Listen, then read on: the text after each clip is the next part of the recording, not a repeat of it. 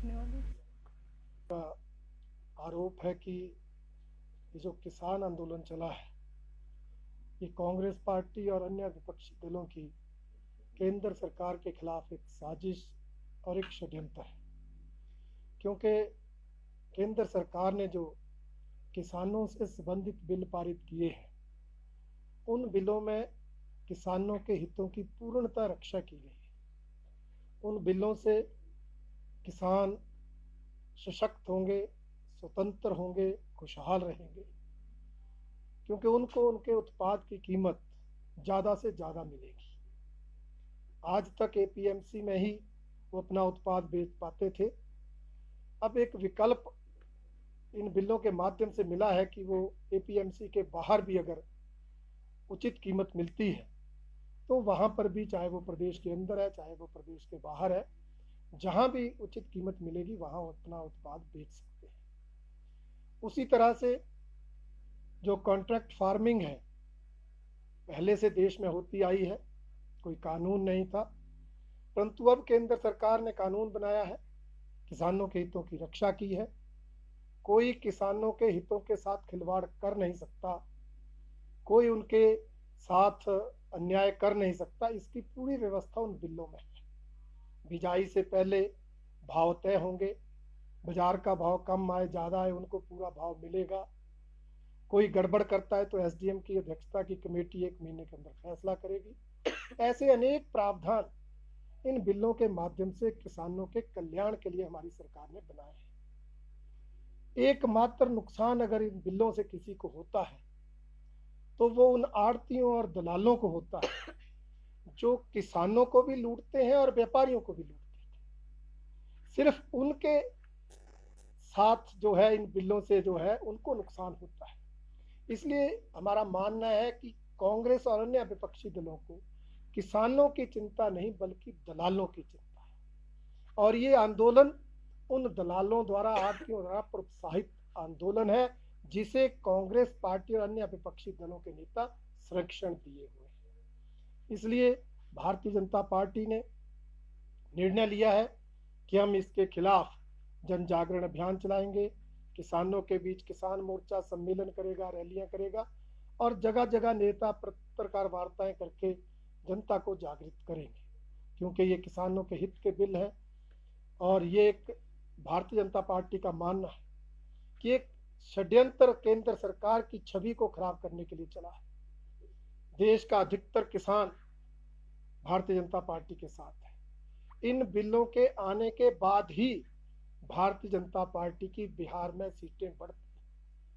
हम यूपी, मध्य प्रदेश, कर्नाटक, मणिपुर में by election जीतते हैं, जो इस बात को साबित करता है कि मोदी जी की लोकप्रियता में, भारतीय जनता पार्टी के ग्राफ में लगातार बढ़ोतरी हो रही है।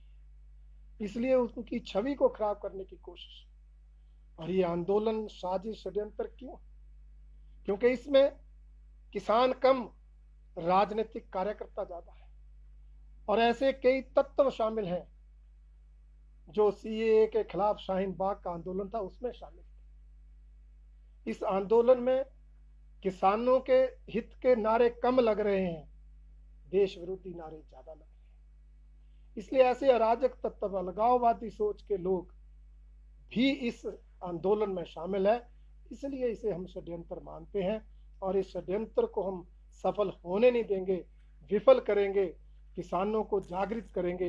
ये निर्णय भारतीय जनता पार्टी ने लिया है और हमारा मानना है कि किसान इस बात को समझेंगे, क्योंकि भारतीय जनता पार्टी ने लगातार किसान हित में बात की है। सरकार बनने पर किसान हित में निर्णय लिए। मोदी जी की सरकार ने सत्ता में आने के बाद उस स्वामीनाथन रिपोर्ट को लागू किया जिसकी रिपोर्ट यूपीए सरकार के समय आ गई थी। और वो रिपोर्ट एमएसपी के संबंध में, न्यूनतम समर्थन मूल्य के संबंध में। आज हमारे पर कहा जा रहा है कि एमएसपी समाप्त कर देंगे। जिस केंद्र सरकार ने एमएसपी को बढ़ाने के लिए स्वामीनाथन रिपोर्ट लागू की, जिसके अंतर्गत लागत का 50% अधिक समर्थन मूल्य तय करने का निर्णय है, उसको लागू किया, उस पर शंका प्रकट करना षड्यंत्र नहीं तो और क्या। इसी तरह से जिस केंद्र सरकार ने प्राकृतिक आपदाओं से भी फसल नष्ट होती है तो किसानों को नुकसान ना हो उसके लिए सार्थक फसल बीमा योजना शुरू की। किसानों को फसल बीमा करवा कर उसमें आर्थिक सहायता मिलती है। किसान सम्मान निधि जैसी योजना शुरू की जिसके अंतर्गत देश में आज 10 करोड़ 62 लाख किसानों को 6,000 प्रति वर्ष नगद मिल रहा है। इसलिए वो मोदी सरकार किसानों के कल्याण के खिलाफ काम करेगी, ऐसा कभी हो नहीं सकता। इस बात को किसान समझे। और कांग्रेस जिसकी नीयत और नीति पर हमेशा शक रहा, उनकी ही सरकारें इस देश में रही, उनके ही निर्णयों का परिणाम है कि देश में किसान आत्महत्याएं कर रहे थे। आज कानून बदला है तो कहते उसको बदलो नहीं, जैसे है वैसे रखो। तो अगर वो कानून ठीक थे तो किसान आत्महत्याएं क्यों कर रहे थे? और कांग्रेस ने तो यूपीए में रहते हुए उनके कृषि मंत्री शरद पवार ने मुख्यमंत्रियों को एक पत्र लिखा था कि ऐसे ऐसे जो है एपीएमसी एक्ट में हम बदलाव करेंगे। कांग्रेस पार्टी ने अपने घोषणा पत्र में लिखा है कि हमारी सरकार बनी तो एपीएमसी एक्ट को रिपील कर देंगे। आज वो कांग्रेस जिस एक्ट में सुधार किए गए हैं वो बात कहे कि इन सुधारों को भी ना करो, एक्ट को वापस ले। या तो कांग्रेस पार्टी उस समय किसानों को गुमराह कर रही थी या कांग्रेस पार्टी के लोग आज गुमराह कर। इसलिए हमारा कहना है कि ये किसानों की चिंता किसी को नहीं, ये लोग अपनी राजनीतिक रोटियां सेक लें, अपने राजनीतिक वजूद की लड़ाई किसानों के माध्यम से लड़ने का प्रयास कर रहे हैं, परंतु उसमें वो सफल नहीं होंगे। भारतीय जनता पार्टी के कार्यकर्ता हर बूथ स्तर पर घर घर जाकर किसानों को जागरूक करेंगे और इस साजिश और षड्यंत्र को विफल करेंगे।